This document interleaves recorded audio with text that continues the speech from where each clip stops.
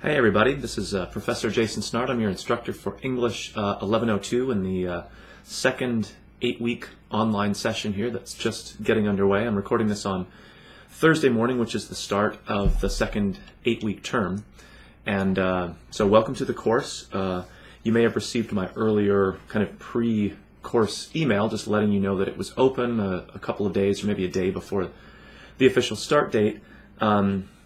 I sent that through Blackboard, which means it automatically goes to your COD student email, which is just like an automatic thing that the system does. I can't change that. So if you're not already kind of actively checking that, it's definitely time to start.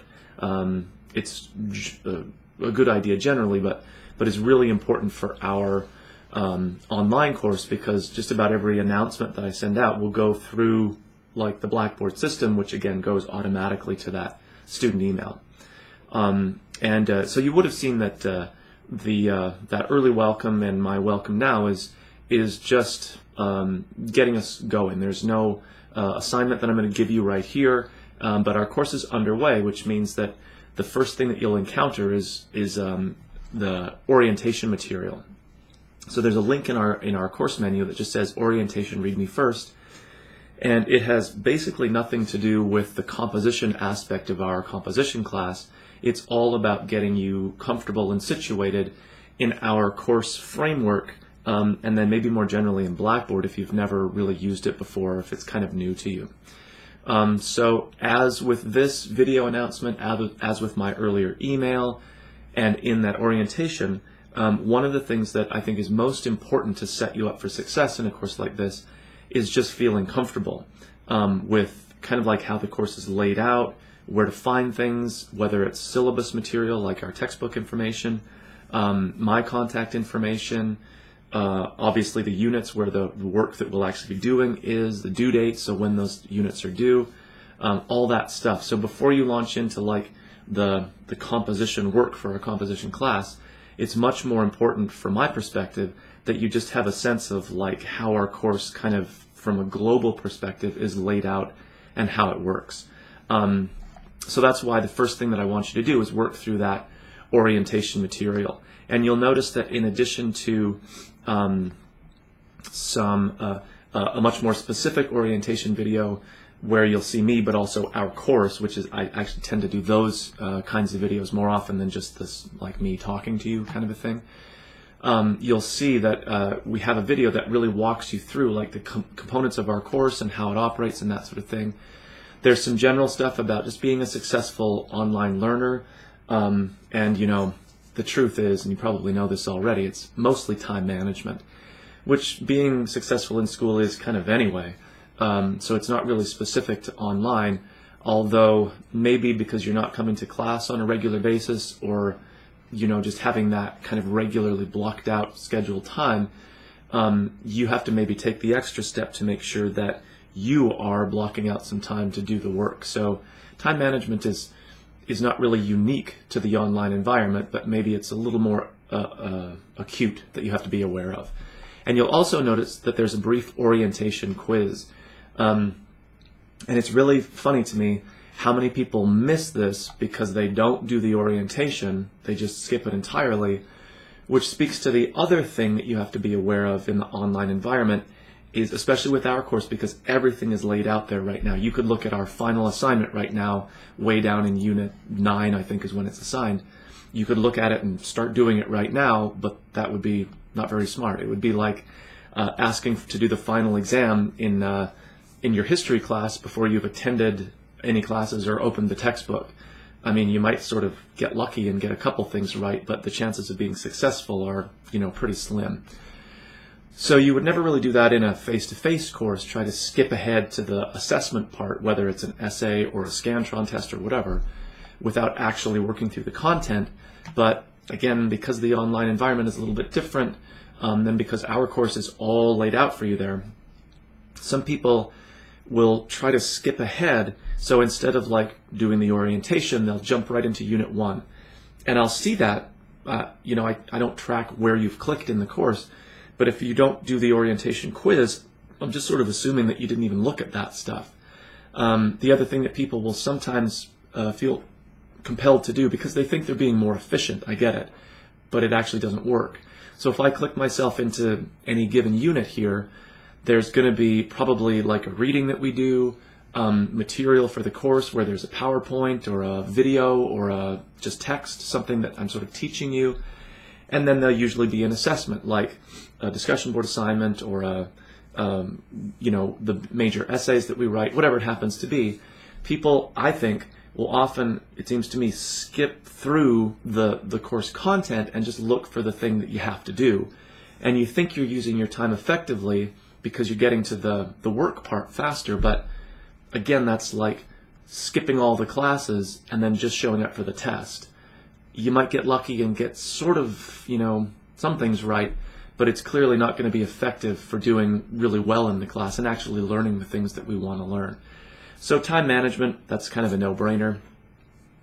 But also be aware of sort of like how you're engaging with the class. Making sure that you're really working through material and then doing the assignment, not, okay, that's on an assignment, that's on an assignment, oh, here's the assignment, let me do that. And then maybe you do okay, so you're fine with it. Probably you don't do okay, and then you're emailing me, and I'm like cutting and pasting from the course the material you should have worked through in order to answer questions about why you didn't do well. So people sort of get it backwards in a lot of ways. And again, they think they're being more efficient because they have a limited block of time, so I'm going to skip to the stuff that I need to do. But it ends up, A, you do poorly, and B, it actually takes you more time to go backwards, and then again, like you're emailing me, and we're going back and forth, and I'm pointing you to things in the class. So thinking of this class as, yeah, it's online, but you still have to treat it like a face-to-face class would. You have to go to class to learn the material to show me that you get it, and you can apply it when it comes to an assessment, whether it's like a 10-point thing or a 300-point thing. So the other thing about the time management piece is again, it's good to think in terms of like a face-to-face class. That time is like blocked out for you, 9 to 10, Monday, Wednesday, Friday, or whatever it happens to be. So you wouldn't go and schedule like a dentist appointment, or you wouldn't go to work at the same time you're supposed to be in class, and somehow that would work out. Like you bring your phone and your briefcase and your stuff, whatever. Clearly it wouldn't work. Or if you worked, if you're a waiter or you work in retail or whatever, you couldn't be in both of those places. So it's like having the face-to-face blocked time prevents you from overscheduling yourself. But because we don't have that physically blocked time in the online environment, people overschedule themselves. They think, I'll just do my online work while I'm at work, my actual job. And if you have breaks, or if you are in a situation where maybe that can work, great. But oftentimes, it really isn't that effective because you're trying to do like 2, if not more than 2 things at once. Maybe the computer you're using doesn't have audio or video stuff, or you can't download programs or use it the way that you really need to. It's just not a good, schoolwork environment because it's busy and people are coming in and the phone's ringing. Things are dinging like my computer just did. So when you do the online, it's almost like instead of the school scheduling your class time 9 to 10 or whatever, you have to do that. And I would physically do it. Like if you have a day planner or use your phone like I do, actually block out some time during the week, different days, different maybe times, whatever works for your schedule. That's the nice flexible part. But you actually have to block that out for your online work. And again, the nice thing is that it doesn't have to always be the exact same time, although that can be a good thing too. It can be a little bit flexible, but don't just leave the online stuff for the to-do list after all of your physically scheduled stuff is completed, because you're never going to complete it, and you'll always be racing at the last minute to do things, and you run out of time and you haven't done it well. And again, no matter what the class is, it's just not a recipe for success. So time management is, again, sort of a no-brainer for most people, but I would be really literal about it. Like, this is a 3-credit course, so in the 16-week format, it would physically meet, forget about the homework part, it would physically meet for 3 hours per week, say the Monday, Wednesday, Friday for 50 minutes, In the 8-week, you double that, right? So that's 6 hours every week. So that is the amount of time that you'd be spending just sitting in a classroom, right? Forget the homework stuff. So you really think you need to think in terms of budgeting for kind of that many hours per week. Now again, the nice flexible part is that you can sort of plan those hours based on your particular schedule. But that's really the only thing online that's easier, or at least more in your control, that you can manage that time. Certainly the material isn't dumbed down. It's not designed to be done more quickly, right? It's just maybe a more efficient or effective use of your time. So again, that 6 hours you really need to block out. Not, I'm going to do online stuff and get the laundry done and take the kids to school and mow the lawn and the billion other things that we have to deal with. So do yourself a favor.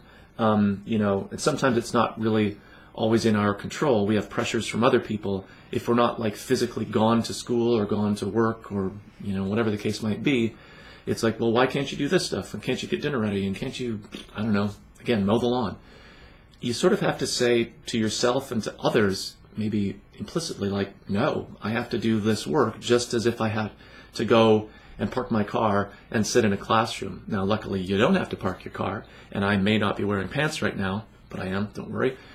So there's lots of things that are in your control and a lot more flexible, but not easier. So the time management piece is, again, kind of obvious, but I would really, really take it like literally. Okay, so what you'll see in our course then is the orientation stuff. Primarily, the links that we'll be using, or the spaces we'll be using, are the unit tab here in our course menu. All of our units are laid out, starting with introductions, where we just sort of get to know each other, moving into more of the composition-y stuff that we'll cover in our class, and then of course all the assignments we do. And then the other important link or tab here is the due dates area. So this isn't self-paced. You don't just wait until the end to do it all. We work through a series of due dates. I've tried to keep them as regular as possible, kind of a Monday-Thursday situation, and if something is due on a Thursday, it means technically 11:59 p.m., but obviously you can't wait until just the last minute all the time. And certainly because Blackboard timestamps everything, I inevitably see if you're always doing work at the very last minute. So it does kind of color the way that I grade and I look at things. So make sure you're really aware of those due dates. Always look ahead, not just at the very next one, but sort of like the big picture. And then, of course, it's the Units tab that gets us into the actual work for the course. So it's great to meet you. If you have any questions or concerns, by all means, be in touch with me. My email and other contact info is in the Professor Snart link in our course menu. The picture is kind of weirdly stretched for whatever, aspect ratio reasons, but whatever. I don't actually look like that, as you can tell, sort of. But there's lots of ways to get in touch with me. Email's probably the best. Certainly we can meet face-to-face if you're on campus. I'm on Skype, so feel free to find me and add me as a contact if you want. It's a great way to instant message back and forth, or we can video chat or whatever, kind of more of a real-time thing. So what you'll discover, I hope, as we move through the course, that one of my biggest kind of goals as a teacher is obviously to teach the content, but also to make this feel like you're really part of a class with me as a real person, with other students as real people. So a lot of what we do is this kind of more physical, interactive stuff rather than just like a whole bunch of text that I send to you and that you send back to me. And it's almost like a boring sort of correspondence school model. That's really not what we're interested in.